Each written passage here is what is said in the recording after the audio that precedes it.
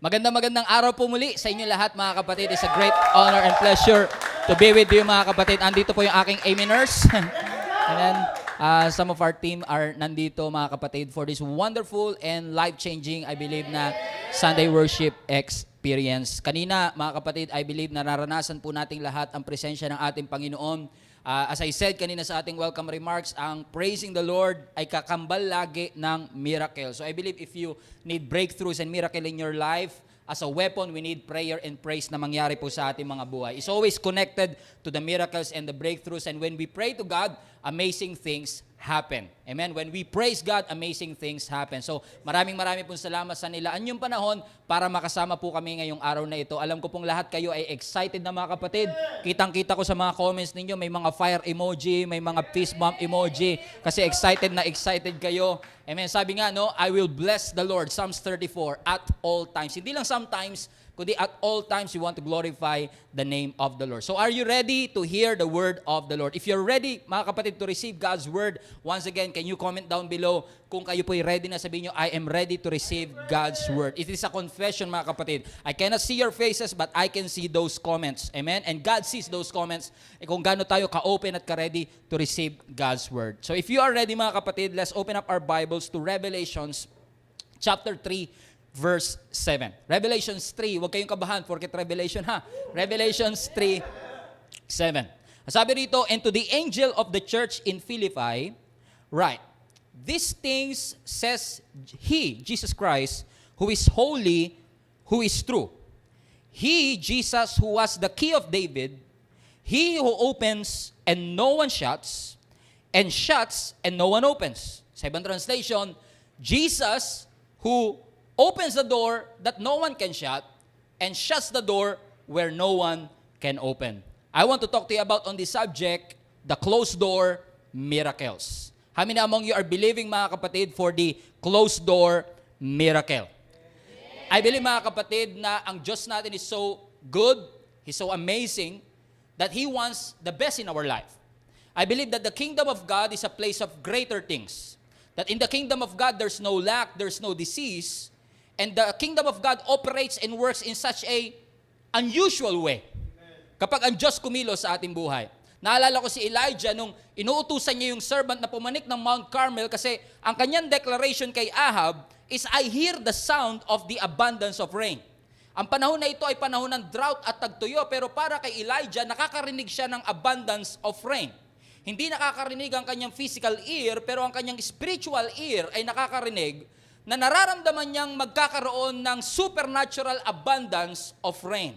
And I believe, mga kapatid, wala man tayo makita o marinig na ebidensya in our life. That's how the kingdom of God works. It's always spiritual. Kaya nga si Elijah, yung kanyang servant, nung pumanik sa Mount Carmel, sabi niya, I don't see anything. Wala akong makitang ebidensya na sinasabi mong ulan na paparating.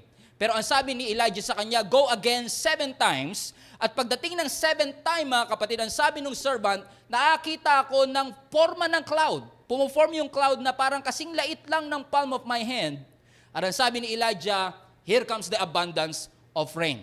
Ibig sabihin, mga kapatid, walang ebidensya, walang amoy ng ulan, walang sign ng ulan, walang indication ng ulan, pero narinig niya in the spirit that there is going to be a sound of the abundance of rain. Why? That's how the kingdom of God works. Kapag tayo ay parte ng kingdom ng ating Panginoong Diyos, may mga nakikita tayo in the spirit. Naririnig tayo in the spirit na hindi nakikita o naririnig ng ibang tao. On the other hand, mga kapatid, we have to remind ourselves as well that when we walk with our God, oo, may blessing, oo, may pangako, oo, may abundance of rain, oo, may miracle, but when you walk with God, there are situations also that are surprising to us. Surprising dahil hindi blessing, kundi surprising kasi may mga challenges. May mga updraft na mga pangyayari sa atin. Yes, we believe that God is real, but tragedies are real as well. God is real, but evils are real as well. May mga bagay at pangyayari sa buhay natin bilang mga Kristiyano, should I rephrase this? Bilang matatagal ng Kristiyano, may mga bagay sa buhay natin na kahit tayo nagtataka, bakit natin pinagdadaanan? Bakit sa atin nangyayari? Bakit sa akin pa, Panginoon? And we even ask ourselves, Lord, bakit sa amin nangyari? Bakit sa Gia Kamanaba? Bakit Bakit sa akin na 20 years na akong Christian?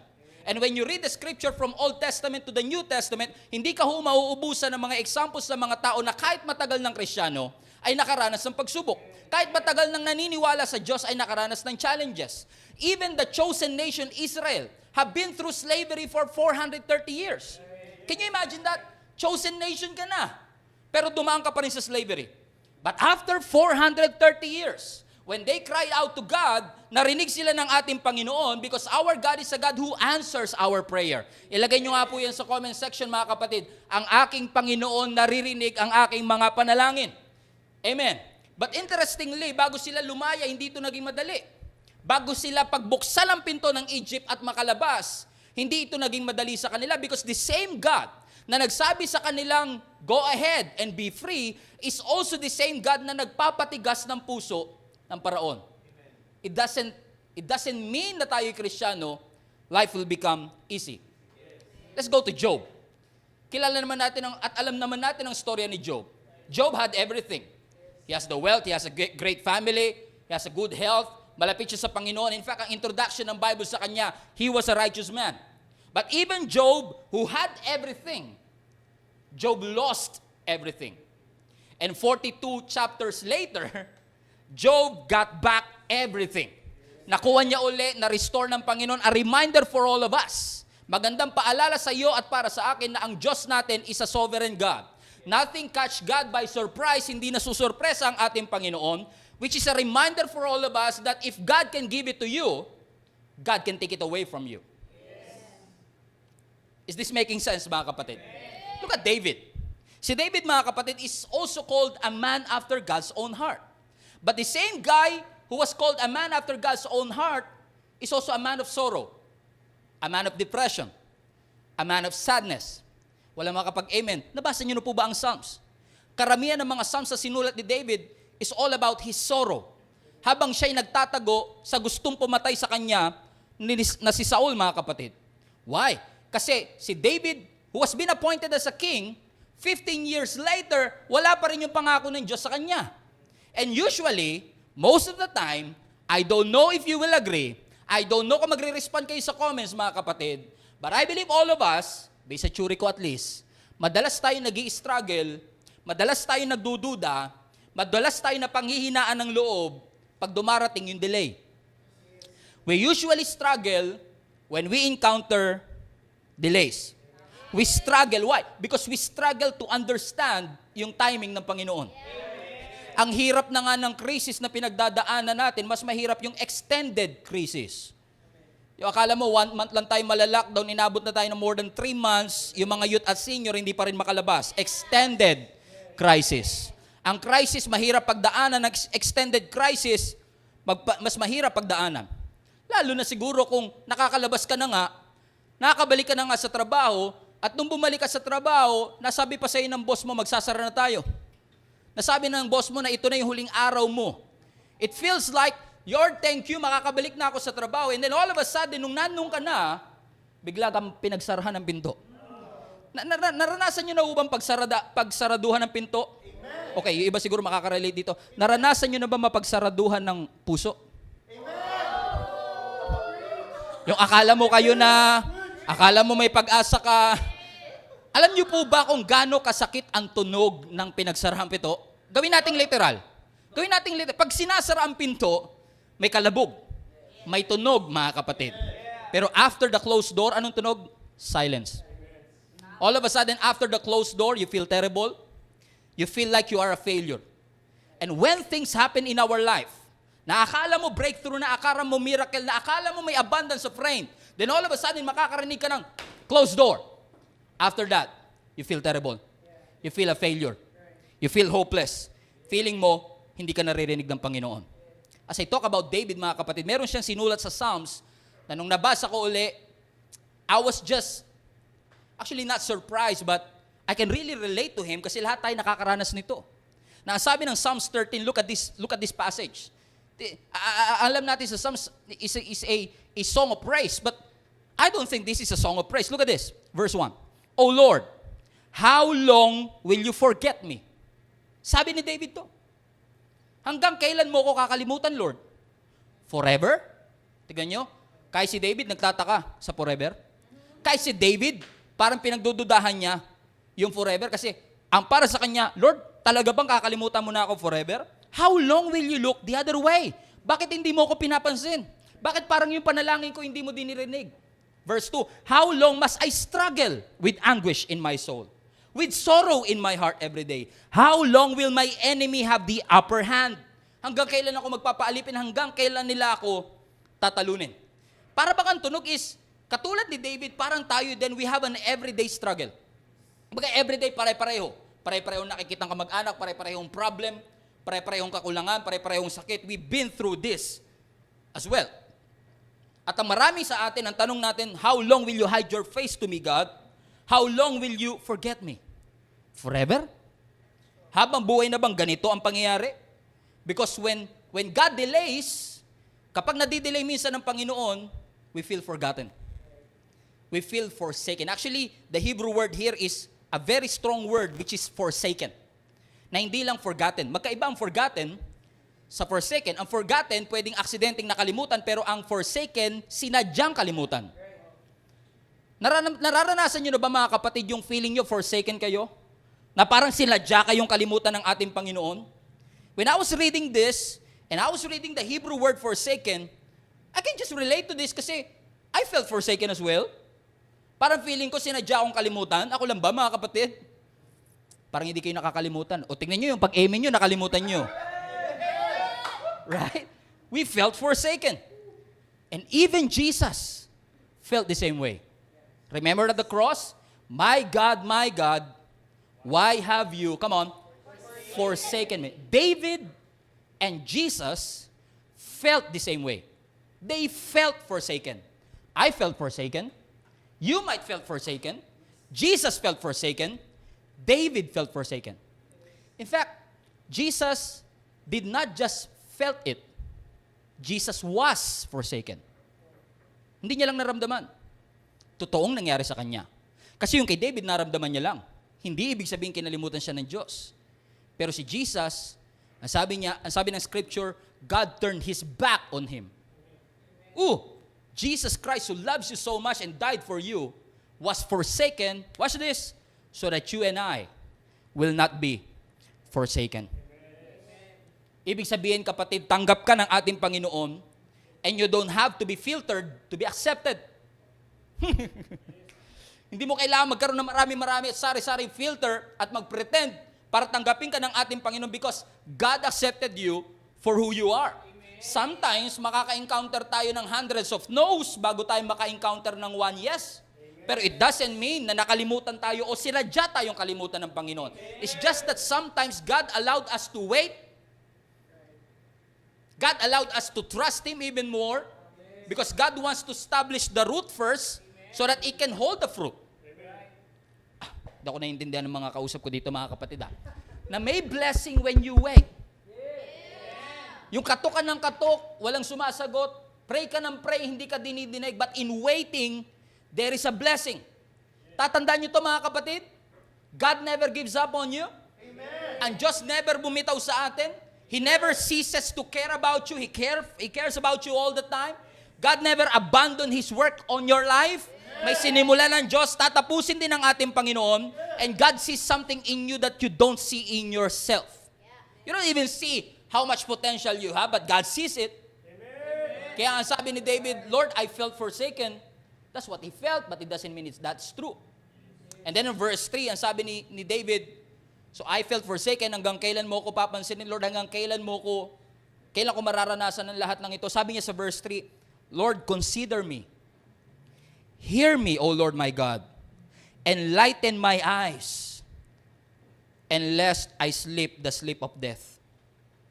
Sa ibang translation, sabi sa message, Lord, turn and answer me.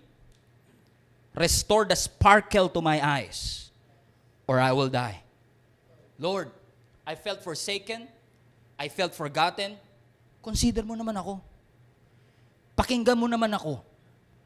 Gusto ko sinabi niya sa susunod, enlighten me. Kaya ko siya gusto kasi pag sinabi nating enlighten, yung parang, Lord, ipaunawa mo nga sa akin.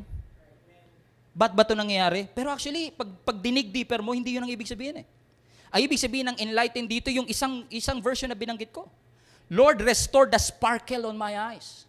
Nawalan na eh. Nawalan na ako ng faith.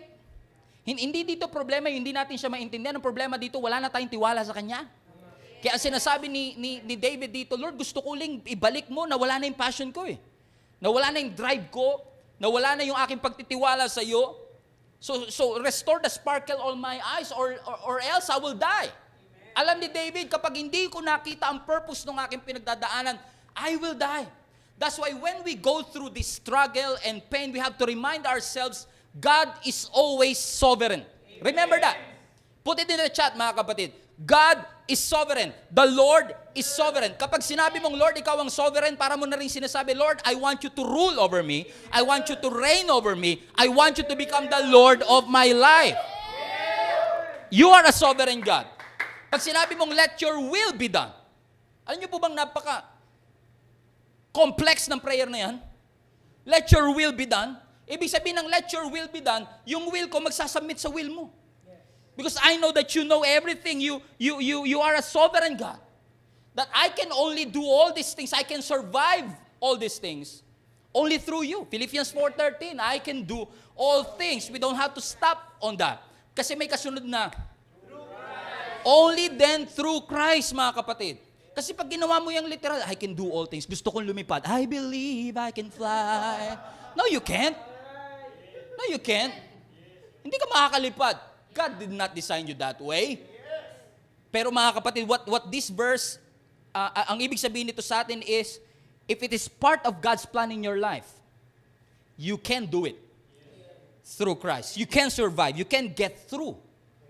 So ibig sabihin mga kapatid, ano man ang pinagdadaanan natin, we felt forsaken, feeling natin pinagsarahan tayo ng pinto, but how many among you believe, ang open door blessing, pero ang closed door is also a blessing. The question is this, what if Diyos mismo ang nagsara ng pintuan? Because we always believe na ang Diyos ang nagbubukas. Pag kami nagsasara, ang feeling natin, gawa ng diablo to. Meron ako spiritual warfare. Pray for me, God. Mga kapatid, ipag-pray niyo ako. And for most of the time, that is true. But not all the time. Sometimes, Diyos mismo ang nagsasara ng pintuan. For what reason? To protect you. Naalala niyo si Noah? Pinagtayo si Noah ng ark. Kasi ang sabi ng Panginoon, magkakaroon ng paggunaw. Hallelujah. Marami ang paggunaw at lahat ng nasa ark maliligtas. But if you read the text in Genesis 7 verse 16, ang sabi rito, look at this. A male and female of each kind. Kasi ang design ng ark, walang window. Walang window. Only one door. That's interesting kasi Jesus said, I am the door. Jesus said, I am the door. Kasi kapag ang world perishing, kailangan nasa ark ka. Which only have one door. Because you always have to enter that door to be saved. Come on. Come on somebody. Amen? One door. Ano sabi rito? Walang window, only one door. Ang sabi dyan, the male and female of each kind, yung animal entered, pumasok, just as God had commanded Noah. And then, look at this. Watch this. And then the Lord closed the door behind them. Sino nagsara?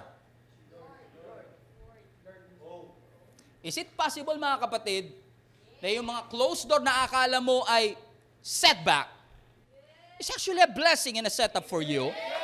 Akala mo ang nagsara ng pinto, yung boss mo, kinakas out mo pa. Akala mo ang nagsara ng pintuan, ay yung kaibigan mo, yung nang-busted sa'yo, yung nang-break sa'yo. Pero minsan kailangan mo ipagpasalamat sa Panginoon kasi minsan si Lord ang nagsasara.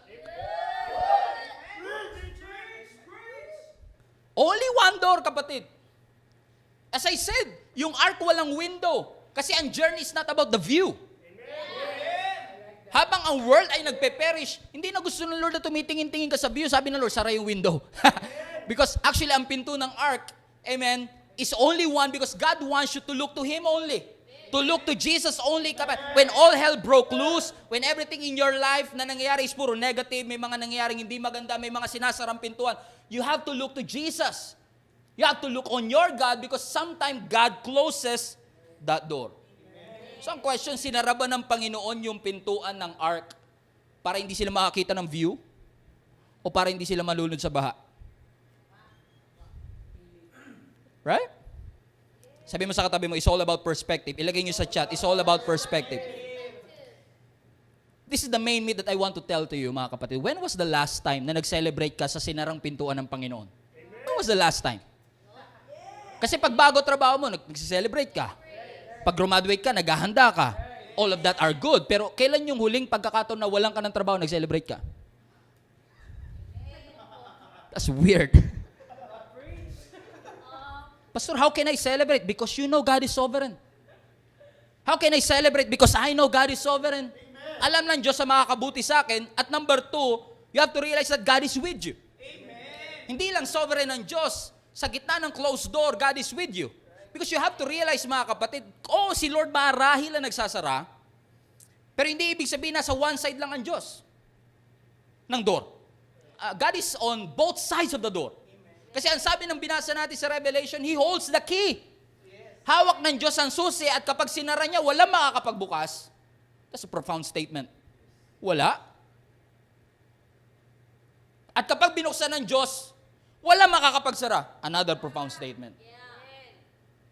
But sometimes, it's God who closed that door. Hindi ka pumasa sa exam. Hindi ka nakapasok sa immigration. Hindi ka nakapagsa sa board exam. Hindi ka nakuha sa trabaho. Hindi ka sinagot ng nililigawan mo. Hindi kayo nakapagpakasal nung matagal mo ng girlfriend. Ang tanong mo pa, what's wrong with me? It's not me, it's you. O kaya, it's not you, it's me. What if it's not both of you? What if? I'm just saying if lang. What if it's God? What if it's God who closes the door? Ang sakit niyan, Pastor. Yes, but God is with you.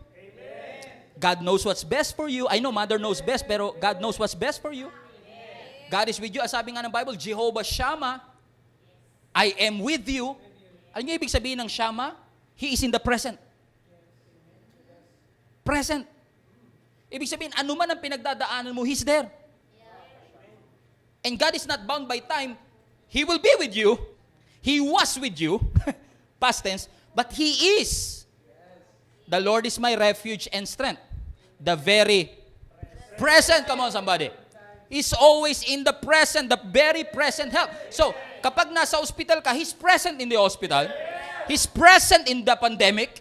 He's present in this crisis. He's present in the courtroom. He's present wherever you are. Because God is Jehovah Shammah. Kasama mo ang Diyos. Kaya si Samson powerful kasi God was with him. Hindi sa buhok. God is with him. Do you understand, mga kapatid? Bakit successful si Joseph? Because God is with him. Bakit nakasurvive si Shadrach, Meshach, and Abednego? Because God is with him. Bakit nakasurvive si Daniel sa lion's den? Because God is with him. Come on. Bakit nakasurvive? Because God is with you. Ibig sabihin, nawalan ka ng trabaho, pero huwag ka mawawala ng pag-asa. Nawalan ka ng hanap buhay, pero hindi ka mawawala sa katinuan. Ang sabi agad sa Revelation 3, mga kapatid, when He shut it, no one can open. And when God opens it, no one can shut. So ano-ano mga closed door sa buhay mo? Akala mo hindi ka na magsasucceed, closed door na kasi hindi ka graduate? Right? But always remind yourself this. Of course, I am for education. You should graduate. If you can. But it doesn't mean na hindi ka pwedeng pagtagumpayan ng ating Panginoon. Ang kakulangan sa edukasyon ay maaaring closed door sa iba. Yung sinabi ng doktor na hindi ka natatagal is also a closed door. Right? Wala nang pag-asa. But don't allow these closed doors. We respect the teachers, we respect the doctors, but don't allow this closed door to destroy you. Don't allow this closed door to discourage you. Don't allow this closed door to make you quit. Don't allow this closed door to intimidate you. Education doesn't guarantee intelligence. I am for education, but education doesn't guarantee intelligence. Yung kama doesn't guarantee sleep. Ang pagkain doesn't guarantee appetite. Come on, somebody. Am I talking to somebody? Pero anong assurance sa atin mga kapatid? Wherever you are, God is in the present. He is with you. In the mountaintop, He is with you. In your successes, God is with you.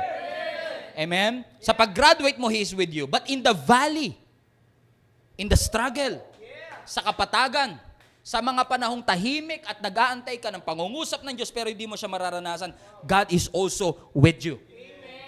Hindi ko alam kung na-appreciate yung sinasabi kong God is with you kasi masyado na siyang cliche sa atin. Pag sinabi mo God is with you, Emmanuel, alam na maraming Christian yan eh. But think about it. When you are with Jesus, may bigger opportunities. So sarado pinto, pero kasama mo si Lord, may bigger opportunity. Nawalan ka ng trabaho, pero kasama mo si Lord, may bigger possibilities. Ibig sabihin, may bigger promise, may better future. And with Jesus, you will experience good success. When you are in the valley. Kung nandun ka lang sa pintuan, pinagsarahan ka, nag-aantay ka lang, nagpapaulang ka na, di ako alis dito, agad di mo binubuksan to. Papakamartir tayo. Nagpapaawa effect tayo. Itag nyo nga yung kaibigan nyo nagpapaawa dyan. Bakit nangyari sa akin to? Bakit ako nasa wilderness? Bakit ako nasa valley? Demonic spirit to. Pero what if Holy Spirit ang nagdala sa'yo sa wilderness?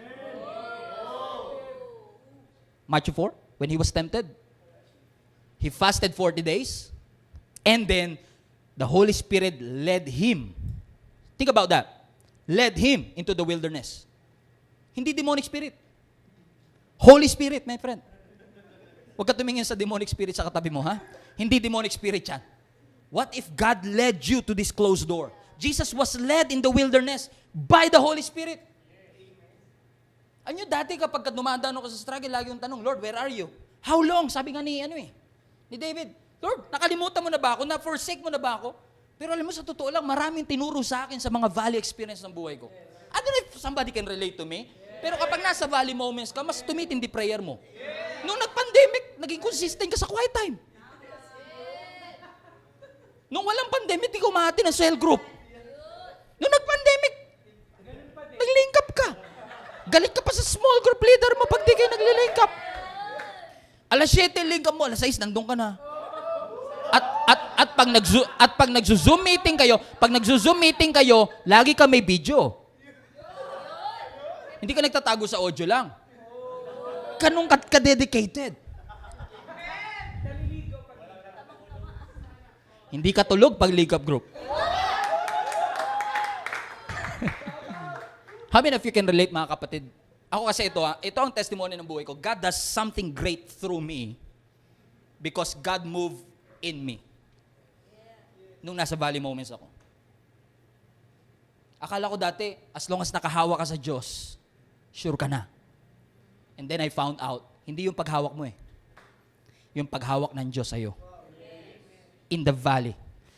The past few weeks, nai-stumble ako dito sa mga, madalas ko makita yung mga recommended videos sa YouTube about this certain YouTube vlogger na nakita ko yung mga, parang mga content niya kung saan, parang contest ba? Nasabi niya na kung sino ang humawak dito sa bahay na to at ang huling bibitaw, yun ang makakakuha ng bahay na ito. Yung kung sino humawak sa Tesla na ito, ang huling bibitaw, yun ang makakakuha ng Tesla. At yung pinaka-interesting sa akin, yung 1 million cash. Dollars. 4 na tao, humawak dun sa 1 million cash. At kung sino yung huling bibitaw, kanya na yung 1 million. Dollars. 50 million pesos. Inabot sila ng 2 days. Hanggang sa naubos bumitaw yung 3 at yung isa yung natira. Sabi ko nga, $1 million, kaya ko yan kahit 1 week. Sino sa inyo, sige nga, makausapin nyo ako sa chat yung, kung merong contest, $1 million, dollars sa 50 million pesos, kung sino yung pinakamasipag sa comment, yun ang makakakuha. Kung sino yung pinakamasipag mag-amen, mag-fire emoji, mag-fist bump, mag-fire emoji, yun ang makakakuha ng 1 million. Can you imagine that? Ang daling sabihin, ang dali lang yan. But think about that. Alam niyo yung 3 kung saan sila pumalya? Unconsciously, nakabitaw sila. Hindi nila sinasadya. Pero dahil sa tagal, nakalimot sila. Dahil sa tagal. So na-realize ko, madali lang siya sa simula. It looks easy at first, but it takes a lot of strong mental focus na ma-endure mo yung ilang days na nakahawa ka na hindi mo binibitaw. Amen? But you know what, mga kapatid? Ang Diyos natin, kahit bumitaw ka, hindi ka bibitawan. God always hold us at the palm of His hand. Ano yung apat na yon yung nag-contest? Lahat sila sinabi nila, I will hold on as long as it takes. Yabang pa no? As long as it takes. Yung isa nga, after 5 hours, bumitaw na eh. As long, di ba lahat din tayo ganyan? Lord, I will wait as long as it takes. Lord, I will trust you as long as it takes. Lord, I will hold on to you as long as it takes. Sana ngayon? Am I talking to somebody? Alam niyo kung bakit? Masyado ka nakafocus sa hawak mo, nakalimutan mo ang hawak ng Panginoon. Because we can only survive kapag hawak tayo ng ating Panginoon. Binitawan mo ang Diyos, hindi ka niya binitawan. Kinalimutan mo ang Diyos, hindi ka niya kinalimutan. That's how good your God is. Hindi mo man makita ang kamay ng Diyos pagkatiwalaan mo yung puso ng Diyos. Hindi ka niya bibitawan. His plans are greater than my plans. His thoughts are greater than my thoughts. His ways are greater than my ways. Bumitaw man ako, magsara man ang pintuan, tanggalin man ako sa trabaho, hindi man ako nakagraduate, meron man kaming issue, meron man ako mga problems, may mga struggles sa buhay ko, but I trust His sovereignty. I trust that in this valley, God is always with me. Naniniwala ba kayo mga kapatid as I close na ang Diyos natin, dahil siya ang may hawak ng susi, hindi na i-intimidate ang Diyos kahit na pagsarhan ka ng pintuan ng anumang kumpanya, pagsarhan ka ng pintuan ng kahit ano paman, kasi hawak ng Diyos ang susi. Naalala niyo yung mga disciples? Nung si Jesus nabuhay na maguli, nasan sila? If you remember. Di ba nandun sila sa isang kwarto, takot na takot. Sabi ng scripture, kahit bintana nila sarado, ang pintuan sarado kasi takot sila na baka sila na ang sinod. Takot sila, sarado ang bintana, sarado ang pintuan, and then, Jesus came. Lagyan nyo nga sa scripture, lagyan nyo nga sa comment section yan, and then Jesus came. Look at this verse. Later on that day, the disciples had gathered together, fearful of the Jews. They locked all the doors in the house, doors, all, locked. Sila pa nag-lock nito. As I said, God is on both sides of the door. Kahit ilock mo sa loob, hawak ng Diyos ang susi, right? And then look at this. They locked all the doors in the house, but Jesus entered. Hindi sinabi si Jesus kumatok. Hindi sinabi si Jesus nag-antay. Sarado pinto, I will enter. Jesus entered, stood among them, and say, peace to you. Then He showed them His hands and His feet. His sides, rather. Bakit, mga kapatid? Kahit gaano kasarado ang pinto, kahit pinagsarhan ka na ng ibang tao, kahit pinagsarhan na tayo ng maraming opportunity, kahit pinagsarhan na tayo ng maraming possibility, God is not intimidated by closed doors. Kasi kahit sarado, God came through. I say that again. Kahit sarado, God came through. Kahit sarado, God came through. Kahit pinagsarahan ng kumpanya, my God is not intimidated with closed doors. God came through. The blessing came through. The miracle came through. Sabi nga nila, pag nagpipray ka, dapat malapit ka sa langit. Kaya nga, alam nyo, ibang mga Christian organization, kailangan may prayer mountain. Kaya mountain yun kasi para malapit ka sa langit. Right? Pero in reality, kahit gano'ng katibay ang ceiling mo, if God wants to bless you, it will come through. It will come through. Papasok yan, kahit saradong-sarado ang lahat. Jesus passed through the doors, the disciples closed it, but Jesus came through. Kahit isara ng lahat ng tao, kayang pasukin ng Diyos because He's sovereign. He's powerful. And He holds the key. I don't know, that's a good news, mga kapatid. Amen. He holds the key to your success. Hawak ng Diyos ang susi sa katagumpayan natin. Hawak ng Diyos ang susi sa ating kagalingan. Hawak ng Diyos ang susi for successful marriage. Hawak ng Diyos ang susi ng ating katagumpayan. So walang bagay na masyadong sarado pagdating sa ating Panginoon. I'm too sick, Pastor. No, if you're too sick, God is not intimidated with sickness. Kahit na masyado kang sakitin o kahit may sakit ka, you can be healed. Masyado na ako matanda, pastor, para magpakasal. Sarado ng pintuan. No. You're not too old to get married. Come on, is that a good news for somebody? Amen? Comment down below. It's not too late na magkaroon ng sariling anak. It's not too late na ma-graduate. Nothing is too difficult. Nothing is too late. Walang sarado sa Diyos. Kahit ilak pa natin ang ilak yan. Tayo lang ang limited. But our God is not limited. God is not limited by your labels. Na kahit nilabel ang kanilang tamad, nilabel ang kanilang hindi ka magtatagumpay, nilabel ang kanila na wala kang pag-asa, nilabel ang kang walang mararating, God came through. God can pass through. God can make you succeed. Hallelujah. Huwag kang magpatrap sa insecurity. Closed door yan. May mga closed door miracle na kahit sarado, Jesus can pass through. You are not what you did. You are what is in you. And what is in you is the Spirit of God.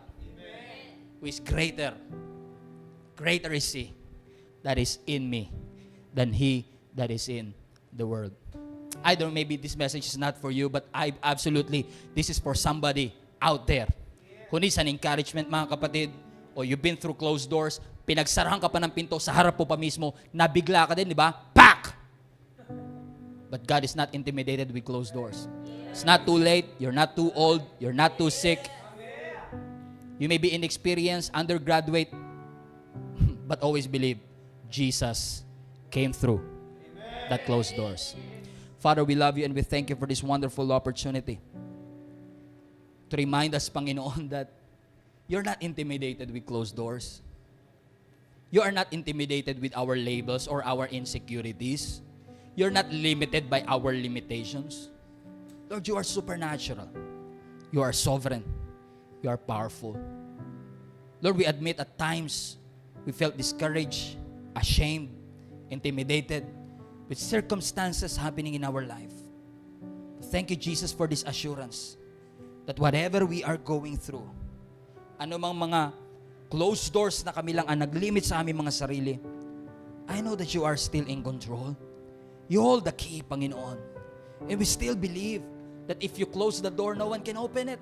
Hindi na po kami aasa sa mga closed doors, Lord God. Pero when you open that door, Lord God, I believe, Jesus, that no one can shut it. Hindi to kayang isara ng kahit sino. We can go through. We can succeed. We can survive. Because we are with you. Amen. We glorify you, Lord God. And I pray that each one of us, lahat po kami, Panginoon, na nakaranas ng limitation, nakaranas, Panginoon, ng pagmamaliit ng iba, nakaranas ng discouragement in our life, nakaranas kami ng desperation. We felt like it's too late. We felt like we are too old. We felt like wala kami experience. We felt like we cannot make it. We felt like we cannot survive it, Lord God. But thank you, Jesus, for the assurance. You hold the key. You hold the key, God. And in the valley, you are with us. Kasama ka namin, Panginoon. Lord, allow us to trust you. Lord, teach us, Lord God, to wait patiently. To be faithful still. Lord, teach us, Lord God, and remind us that in waiting there is a blessing. That in our faithfulness, there is a blessing. In our obedience, Lord God, there is a blessing. I'm praying, Lord God, for each one of us na nakakaranas po, Panginoon, ng crushing sa kanilang mga buhay, discouragement, mga gusto na sumuko, gusto na mag-quit, na panghinaan ng loob, na discourage sa mga recent closed doors na nakanilang naranasan sa kanilang buhay. I pray in Jesus' name, remind us once again through this message, you are sovereign, you are in control, you are powerful than our boss, you are powerful than our circumstance, your name is above every other name, Lord God, and we believe, Lord God, that we will experience all that you have in store for us if we will continue to believe and trust you, Lord, in our lives. To be all the glory, honor, and praise in Jesus' name. Pwede po ba nating itaas ang ating dalawang kamay sa ating Panginoon? I pray that the Lord will bless you and keep you. Make His face shine on you. Be gracious to you. Turn His face toward you and give you peace. And may the blessing of God Almighty, the Father, the Son, and the Holy Spirit be among you and remain with you always. In Jesus' name we pray. If you receive it, shout amen. Comment down amen na maraming exclamation point. Comment down amen na maraming fire emoji. Come on, don't stop clapping. Let's continue to praise God in this place.